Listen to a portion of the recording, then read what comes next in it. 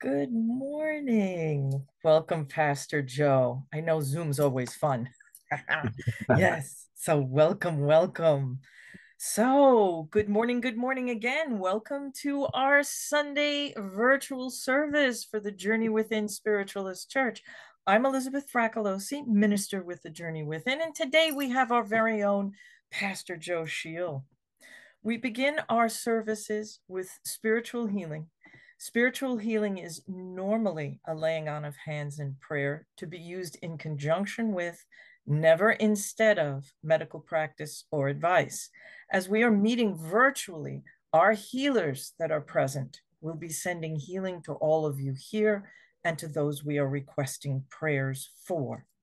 We are grateful for our volunteer healers who are with us and their dedication as healers. If you'd like to request someone for healing, please put their first name and last initial only in the chat box for privacy, please. These names will be forwarded to our healers for absentee healing. You may also call the church or email us if there is anyone during the course of the week you'd like to request healing for, including pets, the planet, or global circumstances. We will open with prayer, followed by a period of quiet meditation.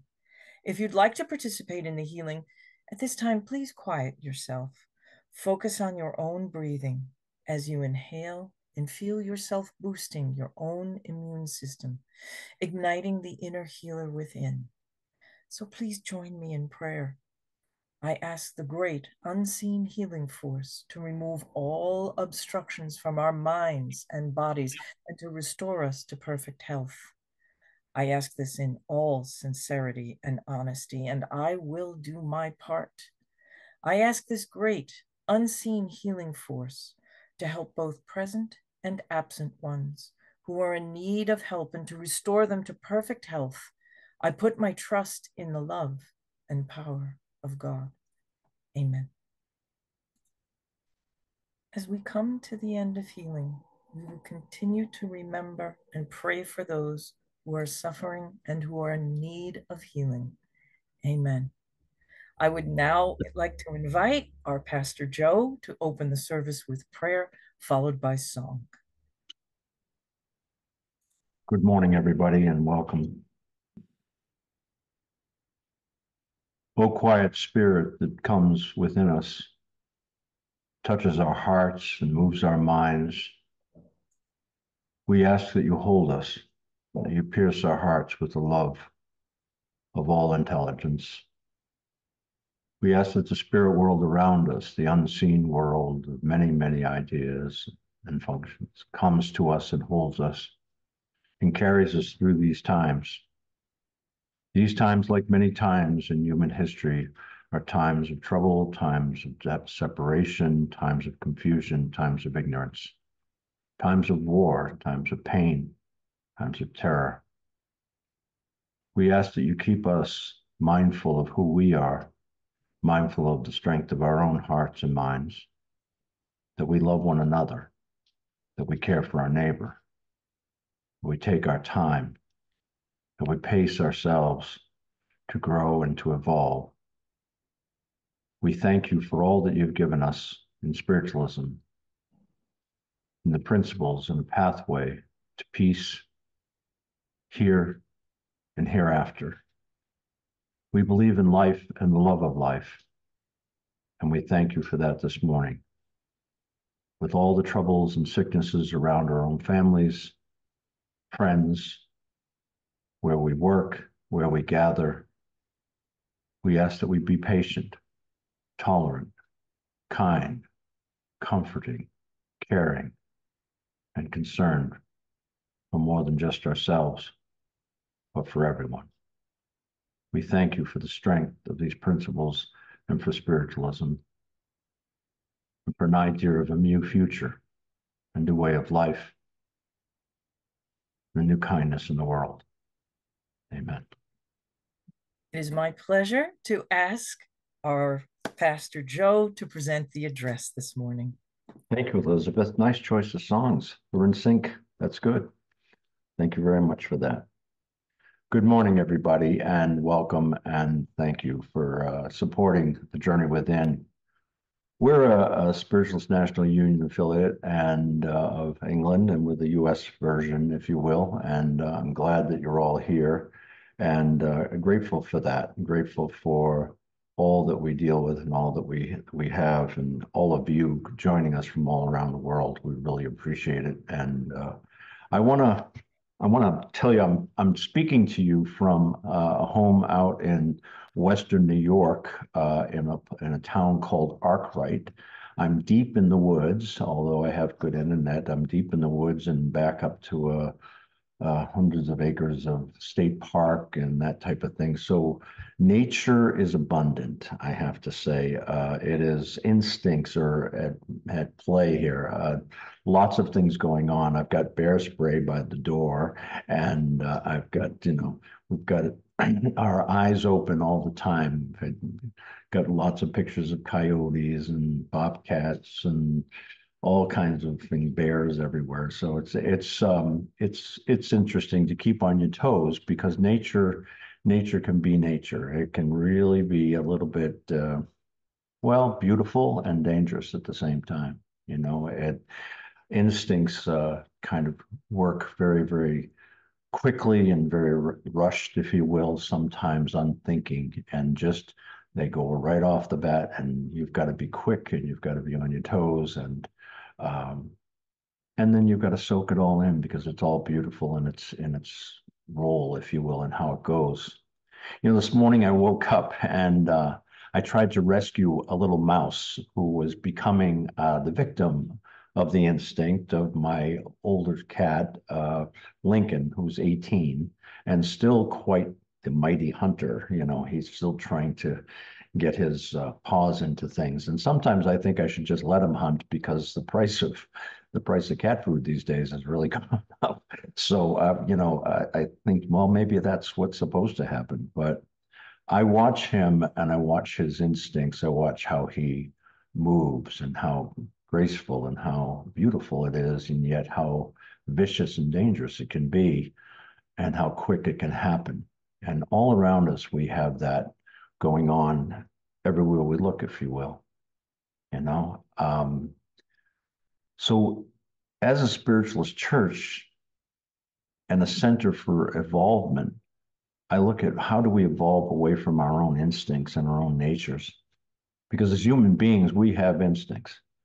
When we have nature, and we can be vicious, and we can be very quick to judge, quick to react, quick to speak without thinking, and that nature can be kind of ugly.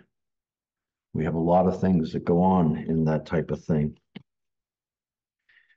Instincts are so strong and so, I guess,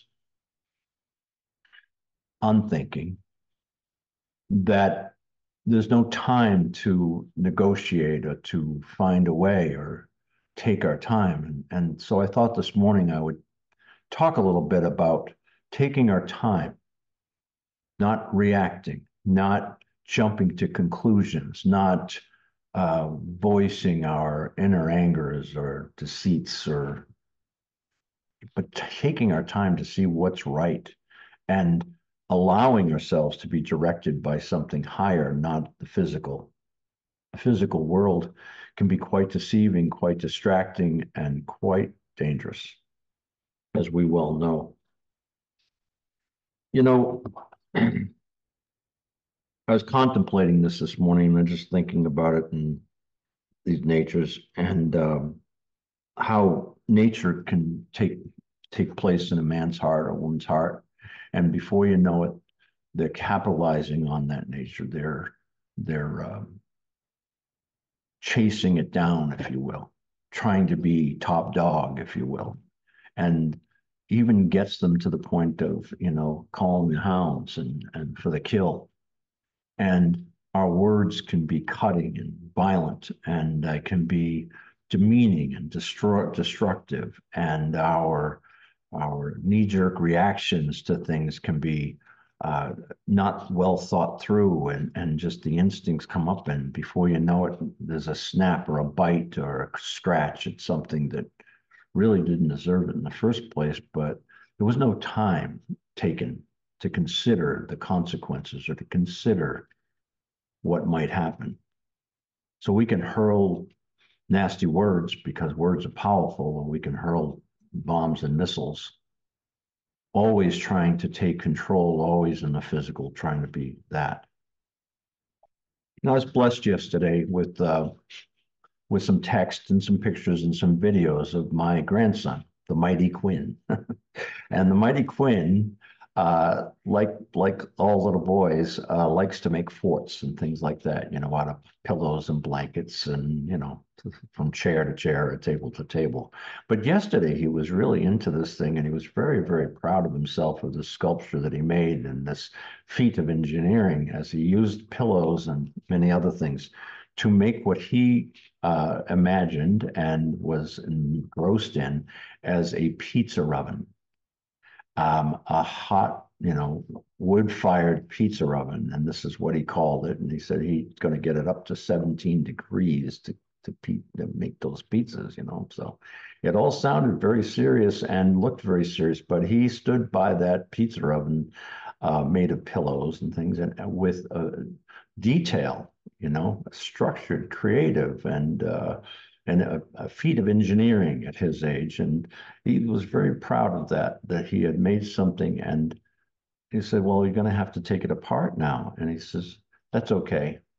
That's okay, because I got to make it. So I get the memories of making it, and it'll be there for a long time. In other words, he considered the creativity as the function involved. It wasn't so much about the item that he made or the sculpture that he had created, but what he celebrated was his creativity.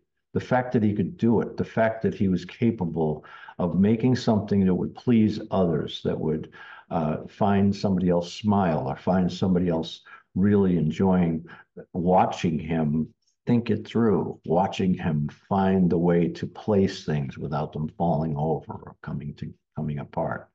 He reveled in the process of living creatively. And I thought, wow, not only is he a very intelligent young kid that's just turning 5 now, um, but he's somebody who really cared about what other people thought of the process, not necessarily, that he's the end all of inventors or something, but that he he was engrossed in it in such a way that you could see him thinking. The smoke is coming out of his ears as he's trying to place those pillows. And I thought, wouldn't it be great if we could all have a childlike mind, if you will, and be more engrossed in the unseen world and creating things for the world that would bring peace, love, understanding, and compassion for one another. And I smiled at those pictures and I went, wow, if only we could bottle that up and feed it to adults, feed it to others that really were distracted by power, money, fame, and just distracted by what they deserve or what they want. And that's mine and I need it now. It was incredible what I saw in the innocence of a young boy. It was incredible in what I saw of the power of creative mind. When I think of spiritualism, I think this is what spiritualism provided me when I first came around. I was no longer told what to do. I was no longer told, you do this or else. I was no longer held under somebody's thumb or somebody's doctrines or creeds. I was no longer forced to do something out of guilt or shame, but I was encouraged to walk a path, of principled path, of thinking it through, of intelligence, of finding my way on my own. Trial and error, maybe. Pain, possibly along the way. Painful looks at myself and saying maybe some of my own selfishness and self centeredness. Pain of looking at some of the things that I had done in my life that were not nice, not kind, not courteous, because I was too much in a hurry, too rushed to live on my terms and no one else's. You know, I watched that young boy just show love. show caring, smile as he was doing it, and things fell over and he just tried again. I look at my life and say, wow, have I fallen down? Sure, many times. I've got the scars to prove it. But how many times have I gotten up and changed what I did and not do the same thing over again, only to fall again in the same way? Spiritualism teaches us that we can change, we can have control of our lives, that we can be led by something greater, an inspired mind, an inspiration of a world of intelligence, of the spirit world, that we can communicate with those that have been here, done this, and earned the t-shirt, and they can come back with us and give us a better way. Not the way they screwed up, but the way they would not have done it differently had they had the chance. We have the chance in living. We have the chance now. It doesn't matter how old you are or how young you are. You have a chance today to make this day the best day. You have a chance today to make it different by imagining a different way, a brighter, more loving, more caring peace for yourself and for those around you. For if you take care of yourself and are at peace yourself and have love within yourself, then you are truly giving the love everyone else around you needs. Some may not like the fact that you're happy and they're not. And some might say, well, that's tough. Well, maybe tough love. Maybe power of example is the better gift to give than coddling or sucking up to somebody's victimization. It's time for us as spiritualists to look forward. I have watched recently as spiritualism has displayed some of its ugliness in its human beings, both in administration, in college, and otherwise, without the willingness to talk it through or walk it through, without the things, and displayed it openly. And it is sad and uncanny to me. But you know what? It's human nature, it's instinct. Someone's hurt, someone's going to scream. And that's the way it goes. But as spiritualism goes, it's not the way we teach. We don't teach to one up or be the best or be the powerful one. We teach to be peaceful and loving and caring and compassionate with one another, to take our time and find our way. We don't necessarily need to act on the humanness or the animalistic behavior that we have in our lives. We're asked to be intelligent. We're asked to deal with intelligence, to deal with inspiration from a higher source that knows better, that we come to know in our hearts and our minds. So for all those caught up in all of this, no worries, because there's only one charge anyway, and that's God. We may think we're doing something well for each other, but unless we're doing God's bidding, what's being told and given to us by the higher sources of our own inspiration, the spirit world's hope for us, then we are just being instinctive and self-destructive. I know that spiritualism is going to survive all of this with very, very great future ahead. But I know it's only going to come when we sit a spell. That's what they say down south.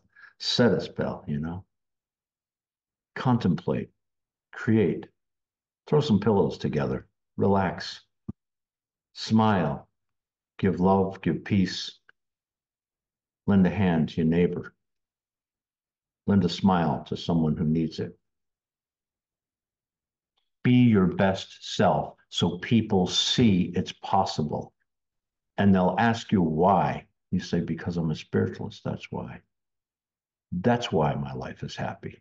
That's why my life is filled to the brim with creativity, understanding, and new possibilities. No longer warring with each other or hurting each other, but actually getting across the bridge of life together.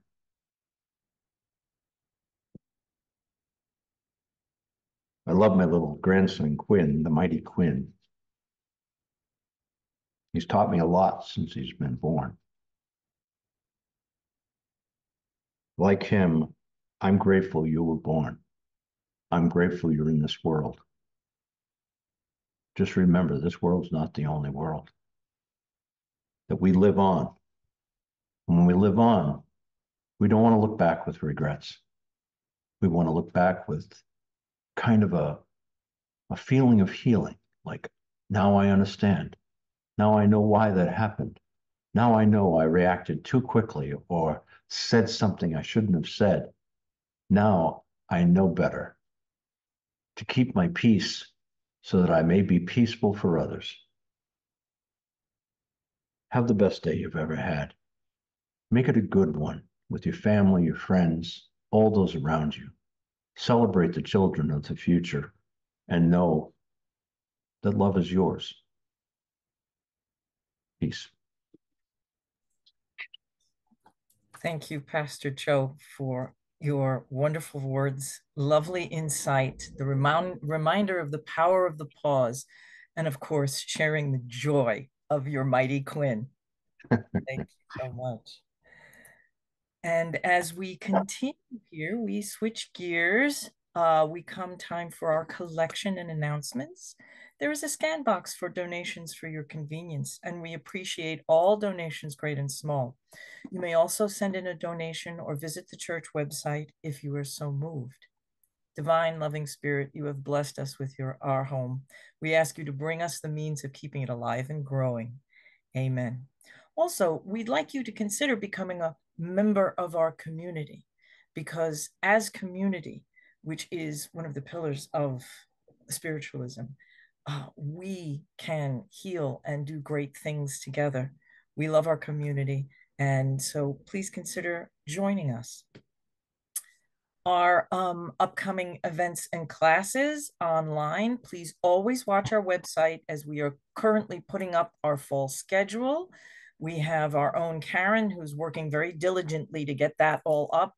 Boy, what she can do with a computer, it's amazing.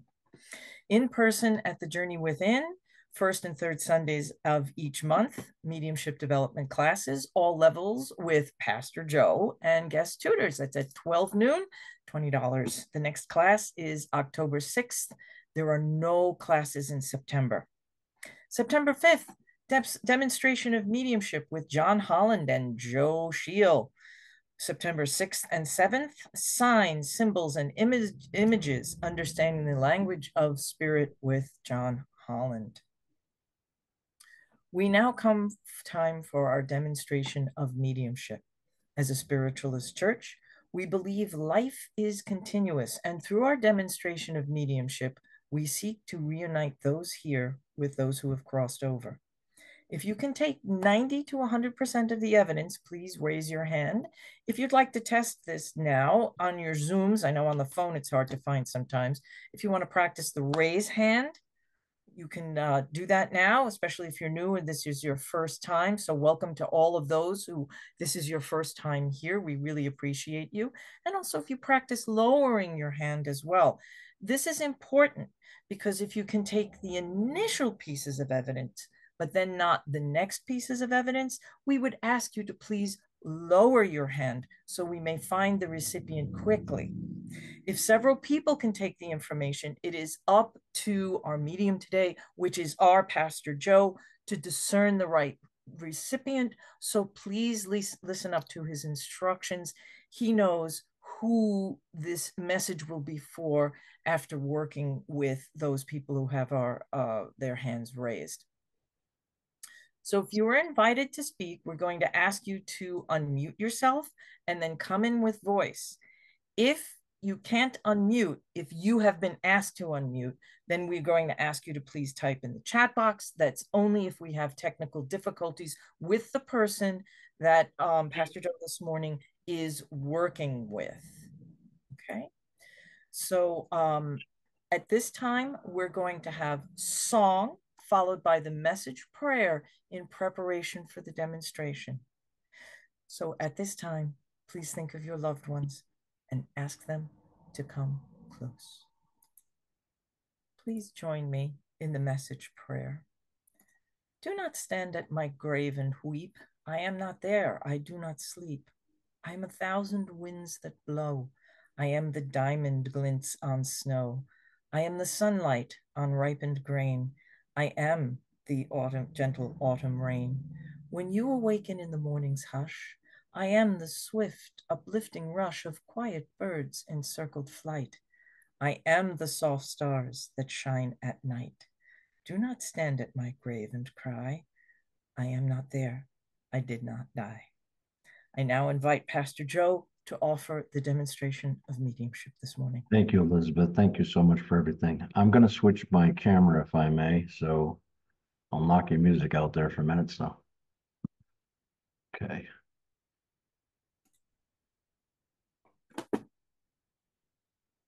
There we have it. Okay.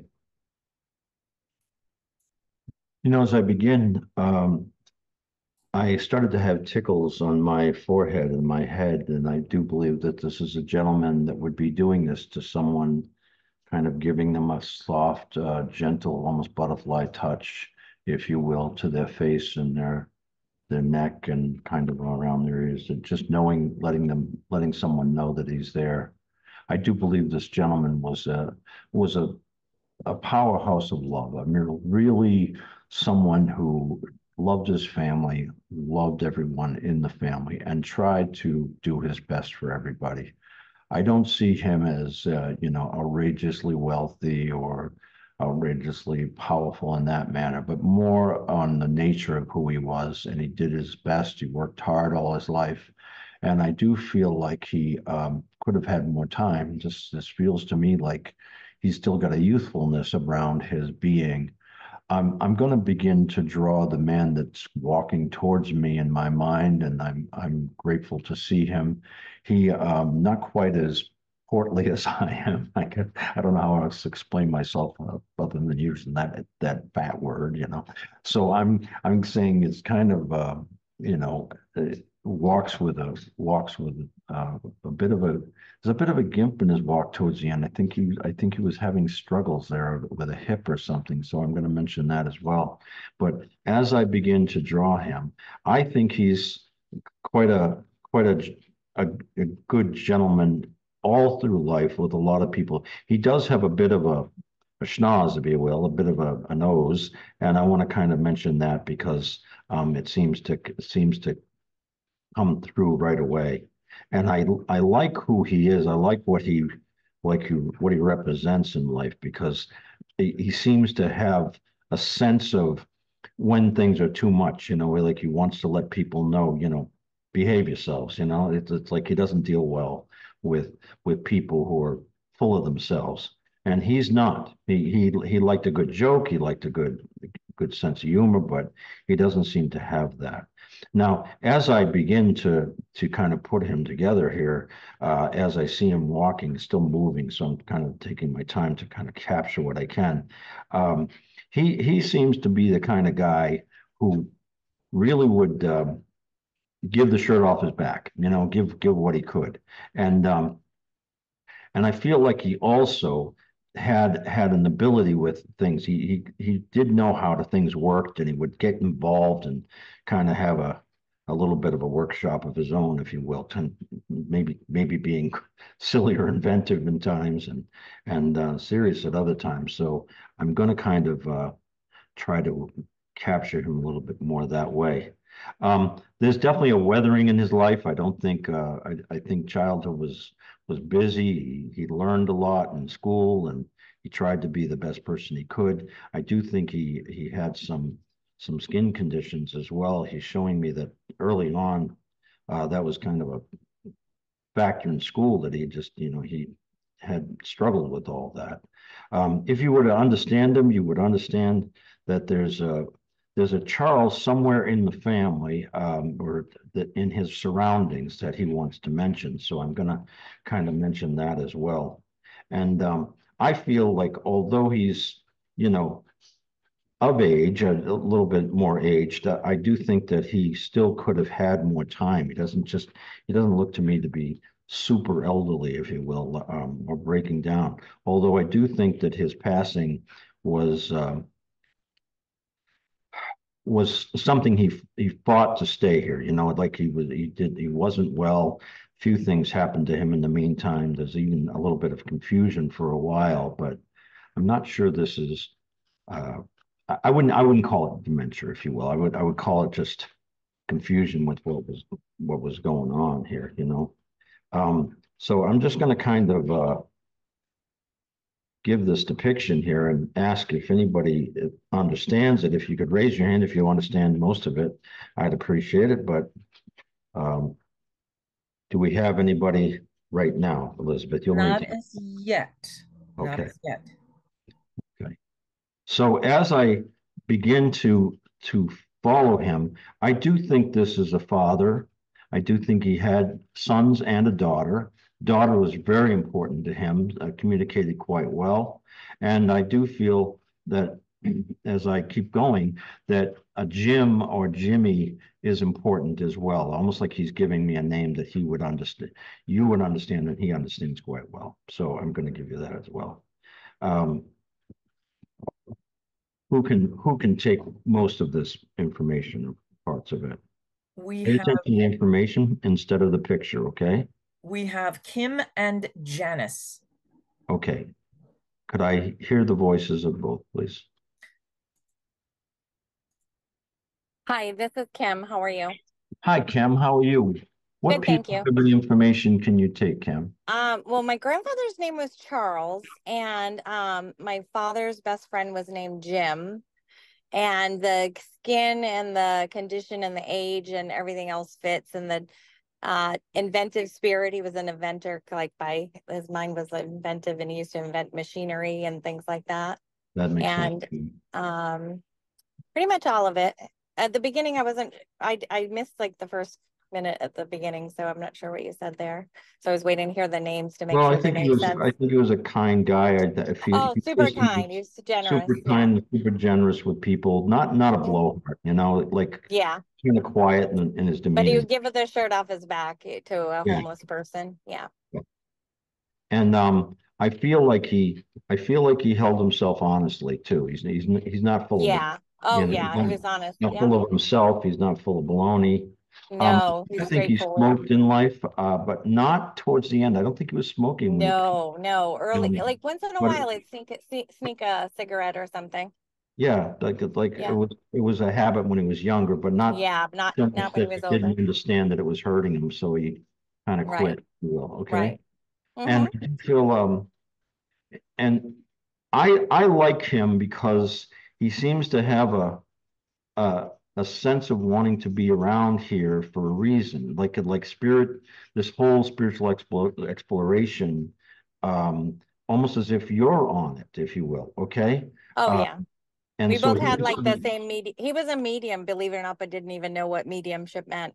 But he would like predict things and say things well, he and seems to said, want to come and help you. He wants to be a helper. "Oh yeah, thank And you."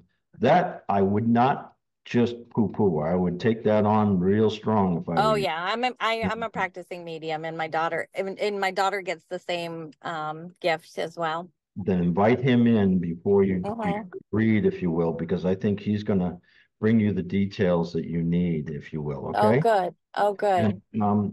could I also ask you, there's something about Oak Terrace.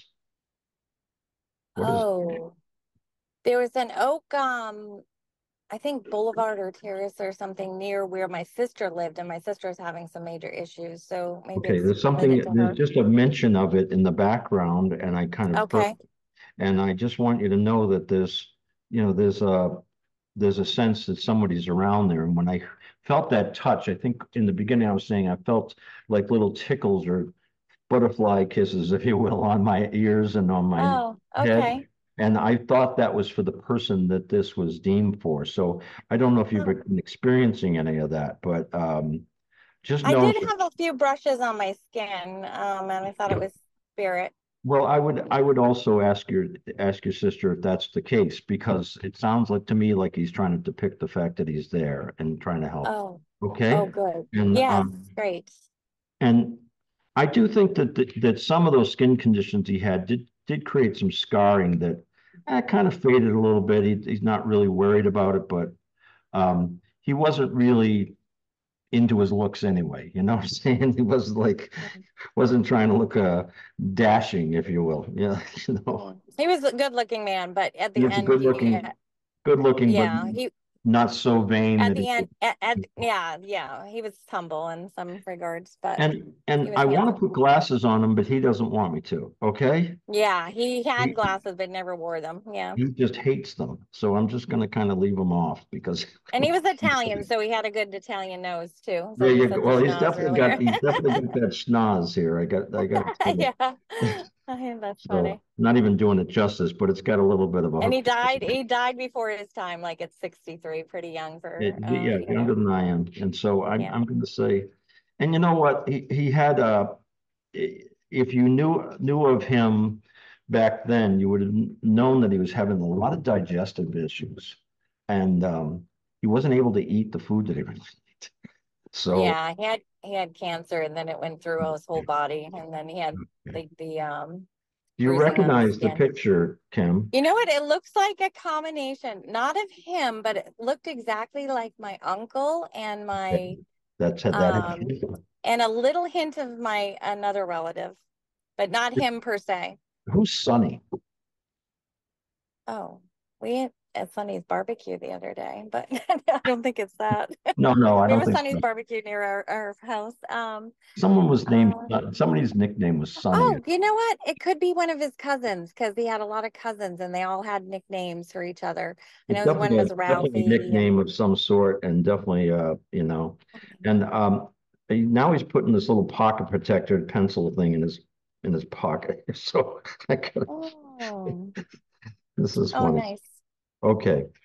Well, I'm gonna say I believe that he's here to love you and to care for you and to offer his aid to your work and who you are and let you know that life is continuous. So um, please Yeah. please take that. And I want to say thank you. And I know there was somebody else that was going to try to take this, but I'm going to say thank you to them as well before we get any information from you, because I feel like the sound of Kim's voice is correct, and I feel like I'm with an Italian family, so that really does make sense to me. So I'm just going to kind of do it that way, okay? And I'll Thank say you so much. if you want to take a screenshot of that, you Yeah, may. I will. I will. It, you know what? It looks a little like my dad who raised me too. It's like a combination of a couple people. That definitely can happen. So Yeah. there you Oh, go. thank you so much. I appreciate it. That Okay. was lovely. Thank you. Thank you. Peace. Bye.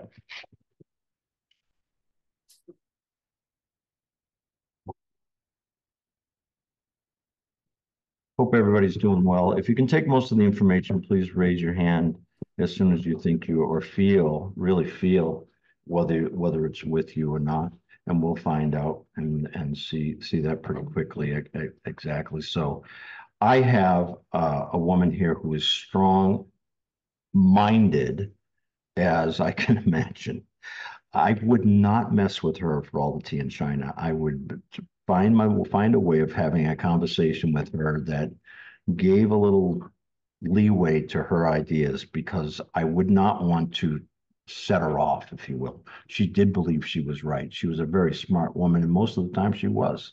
And she's got a strong way about her. I do think she was losing a bit of that sharp, quick teacher type mind later on in life, but I like her nonetheless. I have the name of Margaret around this, so I do want to mention a Mary Margaret. I also want to say that that's around, it's close to her, so I got to mention that, and almost like an Eleanor Helen as well as well. She's a mother. She definitely had more than one child. She's definitely I'm seeing a household here of kids. But I also want to say to you, she's the kind of person that was a doer. She'd get up early in the morning and do. She'd shuffle around in those fluffy slippers and get breakfast and get everybody going and throw the coffee on and all the rest of it. And I saw this old coffee pot, the old drip pot, almost like you're pouring it out of the pot on the stove kind of thing. And I saw a kitchen that was busy. busy with a lot of things. She had all the tools that was necessary. But that's not her profession. It's just what she had to do to kind of keep things going. So as I as I see her in this kind of I want to say it's almost like a 40s hairdo, but she changed it a little bit over time and pulled it back over time. But it was dark hair, beautiful, had a little bit of a red tint to it. She shows me beautiful eyes. They're intense, though. I would not want her staring at me, with too much, if you will. But she could stop the kids in their track with a little bit of a raise of the voice, if you will. She's not a screamer. She's just firm and fair with what she gets. So I do need to mention that. So I'm gonna just begin to draw her and We do hopefully, have a hand up. We have a yes. Can I hear the person's voice? Who is this that's coming? Karen. Hi, Karen. How are you? I'm well, thank you. Thank you. And you understand all the information so far? Well, I do, except for the hair color. So I was wondering about putting my hand down for that, but the rest of it seems bang on. Do you We know? also have another hand up. I'm so Okay. sorry. We have Suzanne. Let me just ask Karen, do you know she had darker hair when she was younger? Because I saw her younger at first. Yes, she did for sure. Okay, and then she changed the color, right? Later on. Okay. God changed it for her. Yes, I understand. God does those things. Okay. I'm gonna just kind of keep going. If you would listen, Karen, I appreciate it. And I'm Sure, just gonna thank you. let I'll let the other person kind of chime in and see where they're at as well. And so go ahead. If you could let the second person in and let me know who they are. It's Suzanne. Hi, Suzanne. How are you? Hi, how are you? I'm fine. And do you understand the information? I do. And is this a mom to you, Suzanne? Yeah. Yeah. You're echoing off in the background here. I don't know what's the I'm tech. trying to, yeah, I was on the phone, but I couldn't put my hand up because my mom's mother was Helen and her sister was Margaret. Okay, so hold on a minute, okay? We do have a third hand came up also. We have Joe. J-O. Okay, so just hold on a moment. So there's Kim. Oh, who's there? There's Karen. Suzanne, Karen, Suzanne, and now we have Joe, a J-O. Okay, so Suzanne, if you'd hold on. Karen, I'm gonna say to you, I don't think I'm with you because of the sound of your voice, but I want you to hang in there just in case, okay? Yep. Okay, and then if I could hear Joe, please. Hi, good morning. It's Good morning, Joe. Joe. How are you? How are you? Thank you. Good. And do you understand this information so far? I do. If it All of might it, be, yeah, or all of it. It might be my aunt. Her oh, name, her given name was Margaret, but her family called her Patsy. okay. I'm not with you. Okay, Okay, but thank you very much. Thank thank you, you. Joe. Appreciate it. Yeah. So Suzanne, would you work with me, please? And Sure. Karen, if you just hang in, but I think are you beginning to recognize some of this? Yes. I believe you are, okay? So I'm even going to say, Karen, thank you very much, but I'm going to work with Suzanne because I do believe this is her mom, okay? And it's just the sound of the voice and the all the energy right now is just pointing towards that. And your mom was quite ill towards the end, wasn't she, Suzanne? Yes. Yes. And she struggled for quite a while with a couple of different maladies before she passed. Almost like they didn't know what was going on, correct? Correct. And so I feel like she was a very strong person. I would have been afraid of her basically when I first met her. She would put me in my place, you know? Yeah, that's exactly what caught my attention when you said that first. I thought, oh my gosh.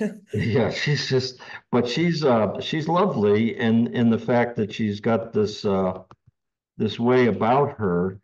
But did she lose a little bit of her like cognizance toward like didn't know who's who at the end Yes, sometimes, and it's almost sad because she was so sharp in life. You know, exactly. kind of a teacher administrator kind of She person. was actually, she was a radiologist and then she went to a professorship. There you go. So I believe that she could have been, she could have been a heart surgeon, for God's sake. She was so smart and determined, but she just had to work hard and make ends meet and help the family, and that's the way it went, and that's life. Yep.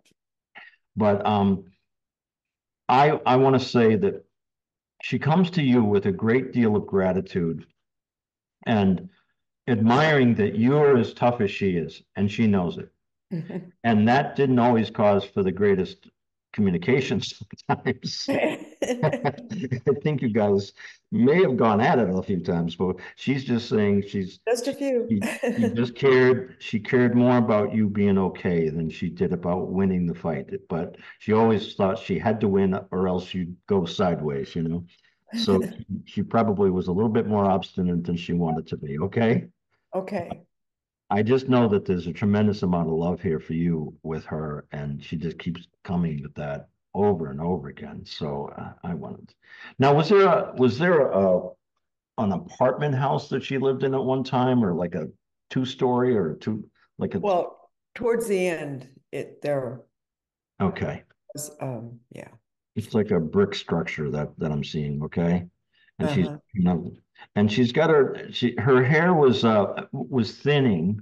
She had a lot of hair, but it was kind of, you could see it was thinning below, and I don't know if that's just from chemicals or if it's from just age, but she seems to be she seems to have wanted more life, if you will. She Oh, fought yeah. hard to stick around, if you will. Yeah. Okay.